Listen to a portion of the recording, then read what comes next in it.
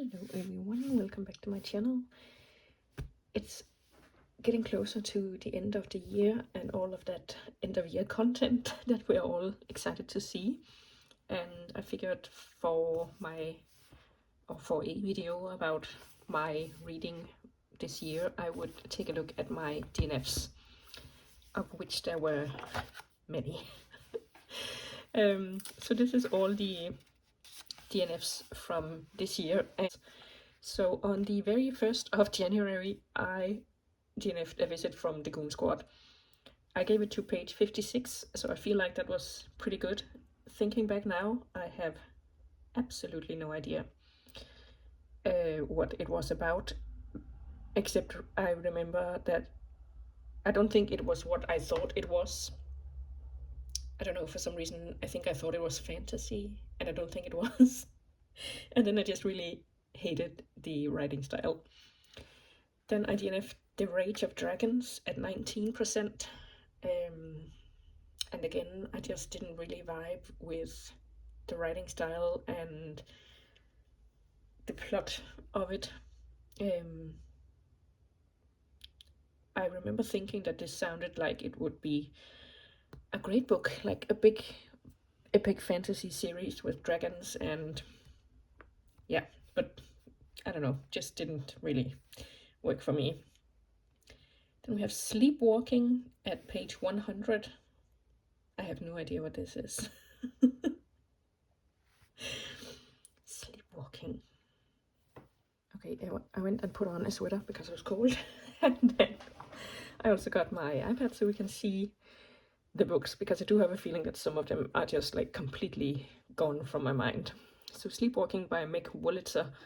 I think this was supposed to be like some girls who were really into poets or something. A story of 3 college students' shared fascination with poetry and death, and how one of them must face difficult truths in order to leave her obsession behind. Yeah, as far as I remember, it was just really, really boring. And I think that's the theme for all of these books, that they were just boring. And obviously, books you DNF are gonna be boring. You DNF them because they're not for you. But you know, some books are really bad, aside from being just boring, but some are just boring. Then we have The Burning Chambers by Kate Moss, and this was like set in, no, let's see here. For some reason I thought it was set in Egypt, but it's set in Carcassonne in 1562. And I cannot remember. I think I had an issue with the writing style, and then also sometimes the fault is mine because I think a book is something and then it turns out it's not, and I don't really know why I got the idea that it was something else. But then I hold it against the book that it wasn't what I thought it was gonna be, which is not completely fair. But Burning Chambers, I did give it to page 100, so I do feel like I did try to, you know, look past my initial mistake of thinking it was something else. Then we have Girls Made of Snow and Glass, and I think this was a Cinderella retelling. I stopped at 60%, so I absolutely did give it a good shout. And yeah, just boring. Then we have In Deeper Waters at 38%, and again, just nothing was really... Actually, I think a lot of stuff was happening, but I just wasn't interested for some reason. I don't know why. Yeah. Then we have Ghost Wall by Sarah Moss. I have heard so many good things about Sarah Moss, but I DNF'd this at about 30%, and I just could not handle the way this man was, you know, treating the women in his family so badly, like so condescending and controlling, and I feel like there's enough of that in real life. I don't need to read it for entertainment, you know. Then we had Quicksilver I DNF'd that one at 235 pages, so I absolutely did give it a very good shout. It's 670 pages, so I was just like, I cannot read 400 pages more of this. And I feel like this was probably my mistake, because romantasy is not for me. But again, I feel like at the time, romantasy was still pretty new. This was back in April, and I also I put it on a TBR for some sort of readathon, and I ordered it at the library, and the library said they didn't have it. And then 2 days later, I got like an email saying, we have it, you can come pick it up. And I was like, did you buy it because of me? So I felt bad, even though I already at that time knew that this probably wasn't for me. So I gave it a go, and yeah, just not for me. The Kingfisher is his name, I think. So annoying. Such an a-hole. I just couldn't. I couldn't. Then we had a non-fiction called The Ballad About, or not The Ballad, The Trouble About Greenland, if you will. I DNF'd that at 140 pages out of 240. This was the whole Trump wanting to buy Greenland issue, and coming from Denmark, I was like, I should probably know more about, the politics of Greenland and whatnot than I do. But this was just not what I was looking for. As far as I remember, it was this journalist who went out and talked to people, and they didn't really talk about anything. I don't know. It wasn't really giving me what I wanted, so I DNF'd that one. Then we have The Leviathan by Rosie Andrews. This one has completely left my mind, even though I read 48% of it. Yeah, it's gone. I have no idea what it was about. Then we have Check Please. This was the graphic novel by Ngozi Ukazu, and I have heard so many good things about it, being like a gay guy who is in college, and he is on the ice hockey team, and he likes baking, and that's pretty much it. And I don't really usually read graphic novels, so yeah, this just wasn't for me. And again, nothing really happened. It was quite boring, and I did read 31% of it.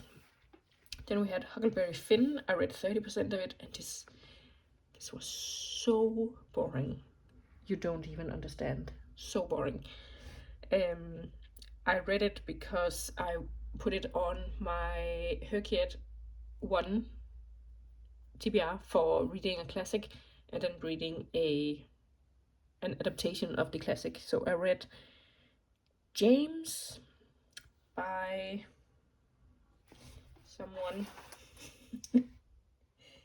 Percival Everett is his name. He wrote James, which is a retelling of Huckleberry Finn from the perspective of the enslaved man known as Jim in Huckleberry Finn.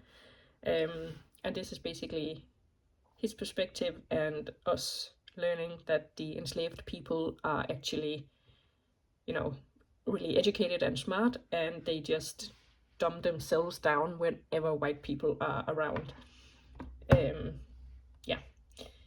So that was, and then of course I had to read Huckleberry Finn in order to finish that prompt, but I just couldn't do it. And it was so annoying, because I was so close to getting, I think even maybe a bingo across, but because I just couldn't finish Huckleberry Finn, I didn't have time to do it. Also, this was in May, and the Herkiet round 1 ended in June, I think. Then I read another non-fiction book. I gave it to page 94, about missing Nazi documents, and I just remember this was so self-aggrandizing by the author, who was like, there's this whole scandal about a lot of Nazi documents being stolen from the National Archives in Copenhagen, and this author was apparently the one who figured it out, but and great, because of course people shouldn't be stealing Nazi documents and selling them on the black market to Nazis who are collecting stuff like that. But it was just like, yeah, and then I figured this out, and if the police had only listened to me sooner, we could have stopped this sooner, and then I went and did this, and if the police hadn't screwed me over, then we wouldn't have lost all of this, and I realized this and this, and if the police had just listened to me, then blah blah blah. And I was like, oh my god, shut up. Then I DNF'd Truly Madly Guilty by Leanne Moriarty at 9%, so pretty quickly I figured out that this wasn't for me, and again, cannot remember anything about it. Then we have The Deathless Divide at 17%, and this was the second book in a duology. The first one is Dread Nation, I think it's called. It's about zombies in Civil War era America, and yeah, I think the first one was okay, and I just can't remember what made me not do this one. Then we have War Girls by Tochi Onibuchi, and this has been on my TBR for so long. But yeah, it just wasn't really capturing me, and I didn't really like the writing style or the world building. Then we have South Beside the Sky. I was reading this on, it's 880 pages. I was reading this online because I had watched Forever You on YouTube and really enjoyed it, and this is one of the books that was based on, as far as I can tell. But I was reading this, and I think both because it was translated kind of awkwardly, and it was just like so long, like nothing happened. So I just had to give up, because yeah. Then we have Not Your Sidekick, which I read until 26%. And again, I can't really remember. I think this is like a girl who doesn't get magical powers when she's expecting it or something. No idea. Then we have The Shadow King. I read until 37%, so again, I gave it a good shout.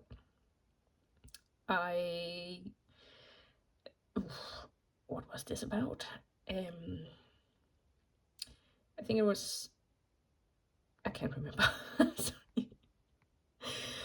Then we have Murder Your Employer, 12%, and the premise of this was pretty good. Like a guy who tries to kill his employer for some reason, I can't remember, and he fails, and then these agents from the school come and basically take him away, kidnap him or something, and they want to train him so that he can get another go at murdering his employer. But yeah, I didn't really like the writing style. So then we have As Good as Dead, which is the last book in A Good Girl's Guide to Murder. I read until 50%, and that was when the book took a turn. I think if you have read this, you know what I'm talking about, and I feel like people are very divided on this book, where they feel like the turn it took, now obviously I don't know how it's ending because I didn't finish it, but I did read a few reviews as far as I remember, just to see where it was going, and people were like, this is a total character assassination of Pippa and blah blah blah, and I was like, I feel like it's not necessarily even a character assassination of Pippa, because I feel like she could be that girl, but her boyfriend, Raj, I don't think he could ever be what he was turning out to be in this. So anyway, then I tried The Three-Body Problem because I had heard great things about it. Some sci-fi with aliens and whatnot, and I read 42%, and the aliens were just coming into it. And until then, I was just like, what is going on? I have no idea what is happening. And it just, wasn't really for me. Then we have Love and Luck by Jenna Evans Welch. And honestly, this is the second in a series, but I think it's just like companion novels. And I had the first one home too, Love and Gelato, I think it's called. But this, I was just like, they were so annoying, everyone. All the people in it were so annoying. There were these two siblings that were supposed to go on a European trip together after a family wedding in Ireland. And those two siblings was just like so, so I couldn't do it. And I gave it 14%, so I feel like that was something. Then we have the Immortalists. I read 71%, and I have absolutely no recollection about this book. Oh yeah, now I do. Some siblings, again, who go visit a psychic, and the psychic tells them when they're going to die. And that's it. So supposedly they know when they're going to die, and then how are they living their lives. Boring.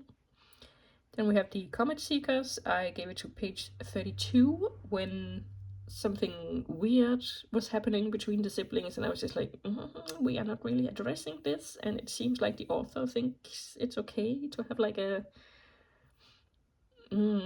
yeah, not for me. Then we have Dungeon Crawler Carl, and this one I'm actually really sad wasn't working out for me because everyone seems to love it. This is about aliens coming down to Earth, and they kill almost everyone who's inside a building. And then if you're outside, you survive, and then you get this invitation to join basically like a live platform game where you have to go into these dungeons and survive. You have to reach the next level before a timer runs out, and you have to win the game if you want to survive. And I just didn't like the writing style. It probably because I'm not a gamer girly, so the whole like stats updating and chests or whatever you call it, you get little things you can pick up in the game, and you get boxes that you can open, and this is a gold box, and now you're upgraded to level 17. Not for me. Then we had A Wrinkle in Time, which is a classic. I gave it 53%.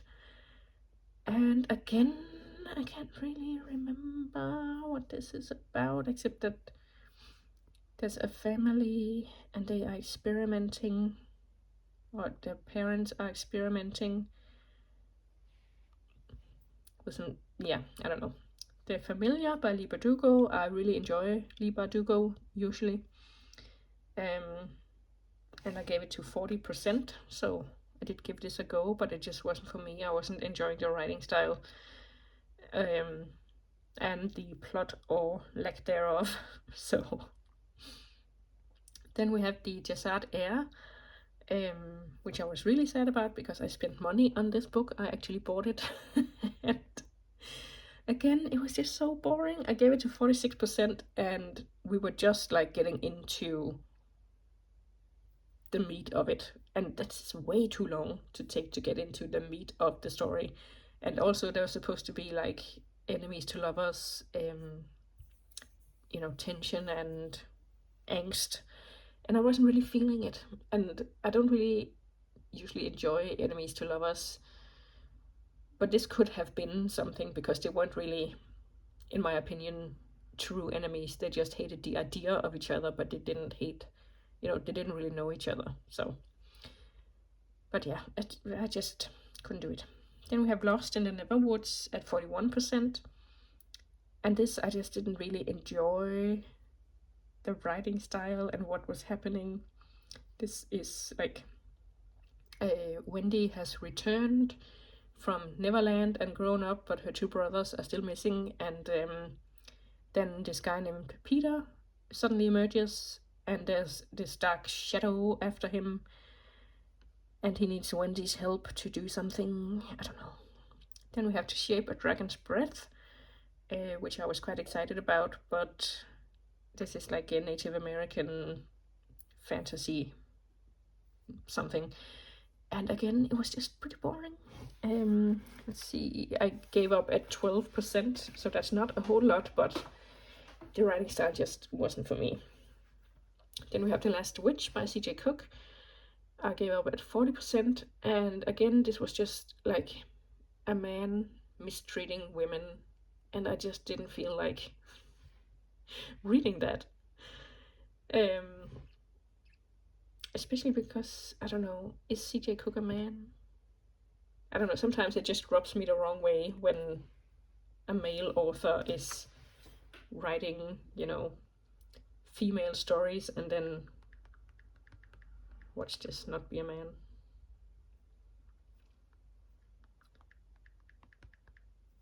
Oh, it's a woman. Carol and Jess Cook. Okay. Anyways, there was a man who was mistreating women.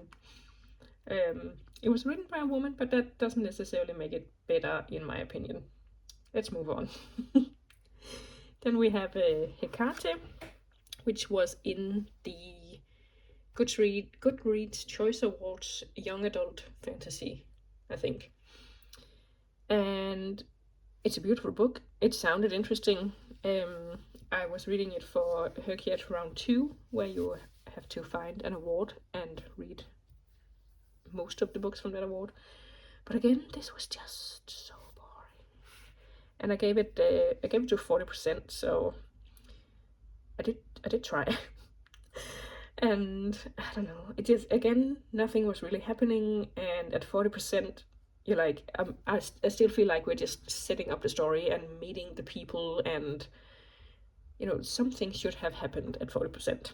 And I didn't really enjoy the writing style either. So then we have Leonard and Hungry Paul. These I finished DNF just a couple of days ago. So Leonard and Hungry Paul, I have no idea where I heard of this, to be honest. So I don't know why I thought I would enjoy this, because this is basically just two guys, Leonard and Hungry Paul. They are in their 30s. They both still live with their parents, and they are just like living their lives with no, you know, major goals, or I don't know. It's just like, I think the synopsis says two introverts just trying to navigate life. And I'm like, yeah, but what's happening? You know, I need a plot. And I checked the reviews for this one, and everybody loves it. But they all say the same thing. Like, it's just like a quiet, introverted story with, you know, finding yourself and blah, blah, blah. And I'm like, but what's the plot? And there is no plot. So I gave up on it. Then we have Silent Images, Women in Pharaonic Egypt, which sounded really interesting, but it was just so dry. So I think like the topic is still really interesting, but this book is maybe not the way for me to consume it. So yeah, I think I'll have to find some other way to get into that, because it was just way too dry to plow through. So that is the last book I DNF'd. And let's see, these last two ones I finished or DNF'd on the 11th of December. So today is the 13th, I think. So there's still time to DNF more, but let's hope I don't, because I don't set out to DNF books. Like, at least 90% of these I was excited about. So, I mean, some of them, like Quicksilver, I had my misgivings, but everybody loved it. So I was like, okay, maybe this is the one romantasy that I will like, because every once in a while I do have books I like in a genre I normally don't like. So I don't really read a lot of horror because I don't like it, but I do enjoy T. Kingfisher's horror, like the Sworn Soldier. I really like that series. Yeah. And The Shadow King, I really enjoy historical fiction, and I figured this was set in Africa, so I could learn a little something at the same time. Three-body problem. I don't really read a lot of like high concept science fiction, but I figured everybody loved this one, so that should probably be a good place to start. But yeah, so I do set out like 90% of the time, if not more, to enjoy the books that I read. But as you can see, I don't have any problems DNFing either. And sometimes it feels like I DNF, you know, in batches. So in January I DNF'd 4, and then in February only 1, and only 1 in March, and then 4 again in April, and yeah. But yeah, life is too short to be reading boring books. And I have also just been thinking about my reading goals next year. And this year I have set it for 100 books. And I have absolutely crushed that. But I actually think I want to read less next year, because I want to engage more with the stuff I'm reading. Okay, this is... Hello. Yeah, so I read 141 books this year already, so, and I'm assuming I will finish a couple more by the time New Year's rolls around. So that's a whole lot of books, and I think maybe even too many, because this is like finished books, and then we have all of these DNFs also that I spent my time on. Yeah, and like I said, I would like to engage more with it, which is why I also think, because this year I have been writing reviews about every book I have read, but then sometimes I get behind, and then I just, you know, jot down a couple of lines, and that's not really engaging critically with the books, in my opinion. So I'm going to rethink that for next year, because I was going to give up this, because it was just like stressing me out when I was behind. But I do think, in order to engage more critically and get more out of the books I'm reading, that I will have to do some sort of review, or, you know, reflection on the stuff that I'm reading. But, you know, stuff like this is just like, I didn't really love it, because I didn't like the way it was told backwards in time. So that was somewhat confusing, and some of the bloody scenes were pretty graphic, and I don't know if that was necessary. So you could definitely expand on that. And here again, it was okay, but I don't like self-destructive characters, and there was a lot of that in this one. And I don't enjoy reading about that. So, you know, there was definitely more to be said for that book, but because I was behind, I was just like scribbling something down.